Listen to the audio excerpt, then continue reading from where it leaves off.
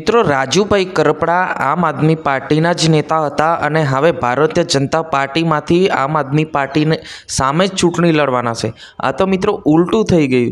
જે આમ આદમી પાર્ટીના નેતા હતા એ જ નેતા હવે ભારતીય જનતા પાર્ટીમાં ટિકિટ લઈને આમ આદમી પાર્ટી સામે લડવા જઈ રહ્યા છે।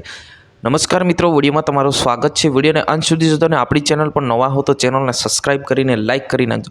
મિત્રો, હવે ગુજરાતની અંદર જે ચૂંટણીઓના થોડાક જ મહિના બાકી છે, ત્યારે ગુજરાતની અંદર દરેક પાર્ટીઓ અત્યારે ગામડે સિટીએ ગલીએ અને મુખ્યમંત્રી આવી રહ્યા છે અને પ્રધાનમંત્રીઓ સાહેબો આવી રહ્યા છે। બધી રીતે અત્યારે જે તૈયારીઓ ચાલી રહી છે, ત્યારે અહીં કંઈક ઉલટું આપણને જોવા મળ્યું છે। ભાઈ રાજુભાઈ કરપડા ખેડૂતો માટે જેલમાં ગયા હતા, એ પણ 80 દિવસ। કેટલા 80 દિવસ રહીને આવ્યા? કોના માટે? ખેડૂતો માટે। અને એ આમ આદમી પાર્ટીના નેતા હતા, એમની સાથે પ્રવીણ રામ પણ હતા, એ પણ 80 દિવસ રહીને આવ્યા। અને આ બંને નેતા આમ આદમી પાર્ટીના હતા।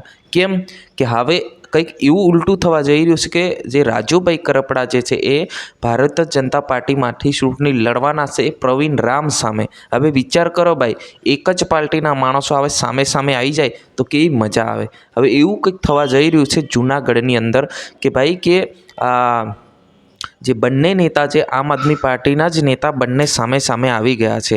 હવે આવનારી એટલે કે 2027ની ચૂંટણી બંનેને ટિકિટ અલગ પાર્ટીમાંથી આપવામાં આવશે અને બંને નેતા જે છે અલગ પાર્ટીમાંથી ચૂંટણી લડવાના છે। હવે આ બંને આવી રીતના ચૂંટણી લડે તો કોની જીત થશે? હવે તમે વિચાર કરો ભાઈ, રાજુભાઈ કરપડાની જીત થાય કે પ્રવીણ રામની જીત થાય? આમાં વિચારવા જેવી બાબત છે।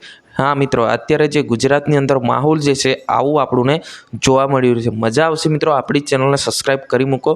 તમને શોર્ટકટ એટલે કે 2 થી 3 જ મિનિટની અંદર તમને ઘણી બધી જાણકારી હું આ વિડીયોની અંદર આપતો હોઈશ, દરેક વિડીયોની અંદર હું આપતો હોઈશ। તો હવે આપણે રહ્યું કે આગળના વિડીયોમાં આપણે ડિવાઇસ કરશું કે અગર આ રીતના ચૂંટણી લડવામાં આવે તો કોને કેટલા વોટ મળશે। આજની વિડીયોની અંદર બસ આટલું। તાત્કાલિક આપણે નવા વિડીયોમાં મળશું। જય